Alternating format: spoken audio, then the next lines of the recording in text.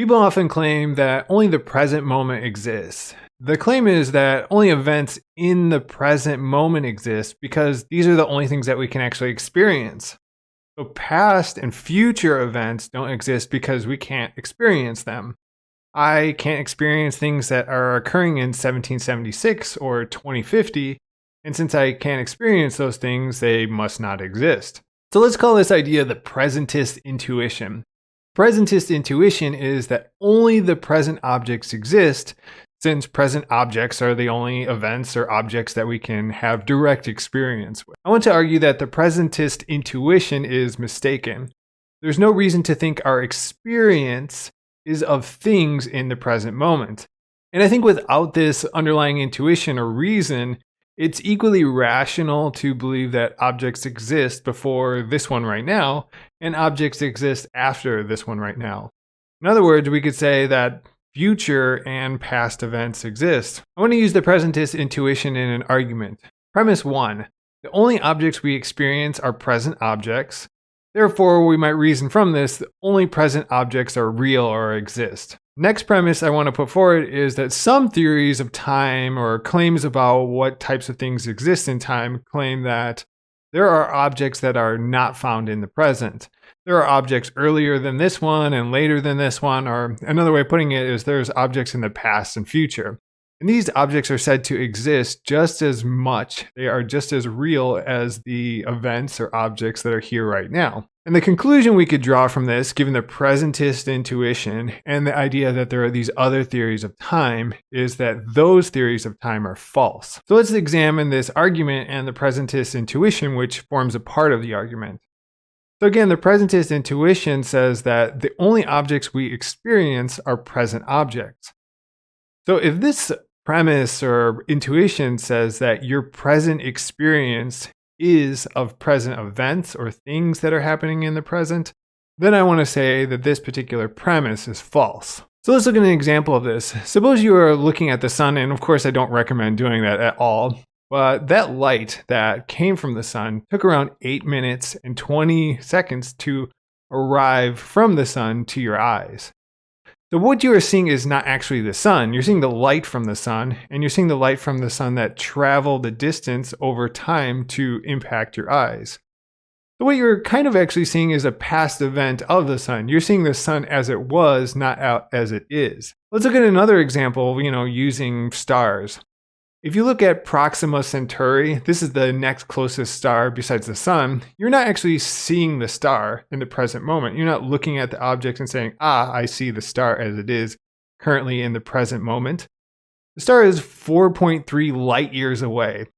So you're seeing light that took 4.3 years to reach your eyes.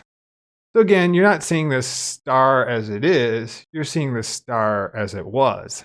Would you like to see with your own eyes 1,000,000 years into the past and see it in the present as though it were right now? Well, you can. You can extend this rationale even further. You can think about a star in a nearby galaxy, and that light takes millions of years to reach you.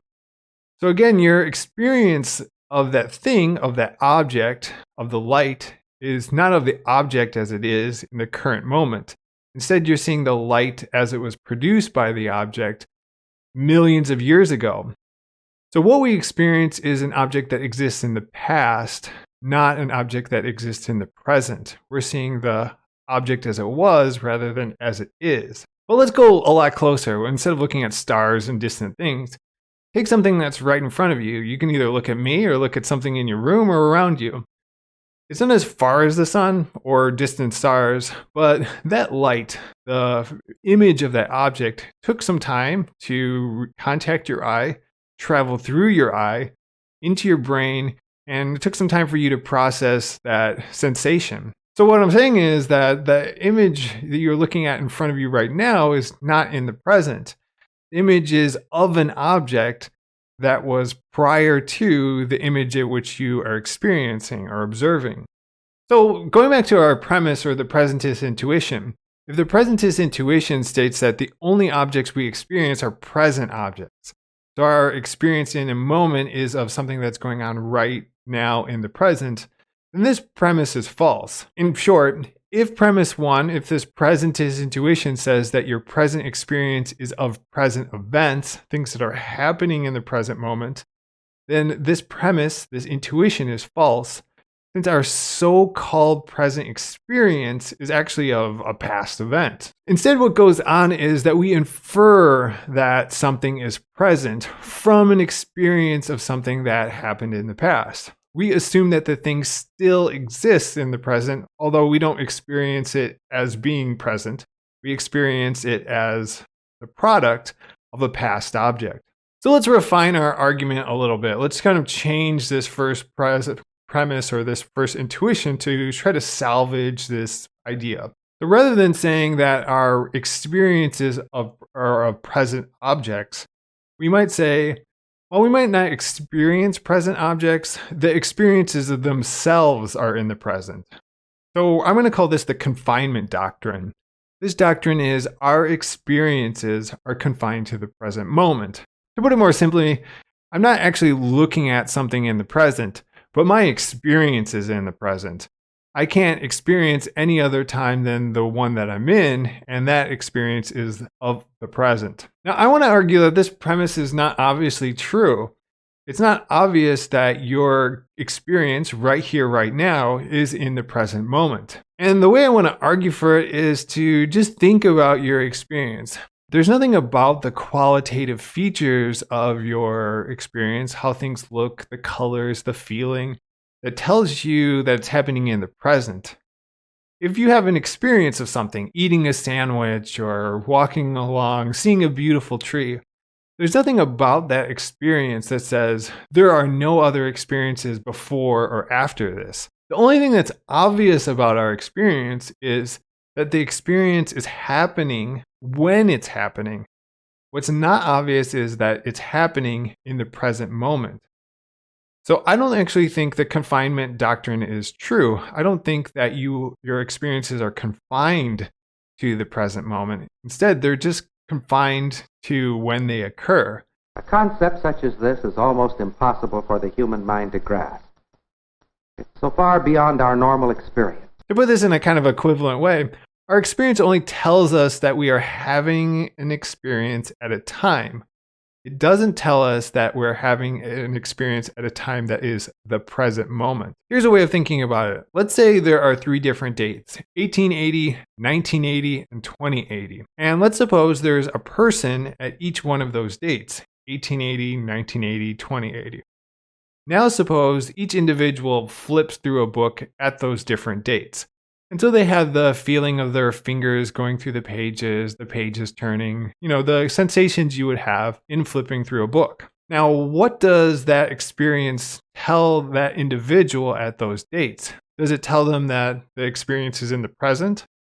No, the only experience that each one of those individuals have is that I'm consciously aware of an experience that is happening when it's happening. And they might see a date and say, oh, it's happening in 1880, it's happening in 1980, it's happening in 2080. But at none of those dates does the experience itself tell them that this event, this experience is happening in the present. So here's a quick summary. The reason we think that only present objects exist is captured by what I said was the presentist intuition. That presentist intuition is that only the present moment or objects exist, since these objects, these present objects, are the only ones that we are said to experience. But I've argued that this intuition is false, since we don't actually experience present objects. We experience the effects of past objects. And then secondly, the fact that our experience happens at a time does not tell us when it happens. It doesn't tell us that it's happening in the present. Only that it's happening when it's happening, which is a kind of trivial truth and is consistent with the idea of there being events earlier than the one that you are experiencing and later than the one you are experiencing. So none of this, of course, proves the existence of past and future events. All it shows is that it's just not obvious that only present events exist.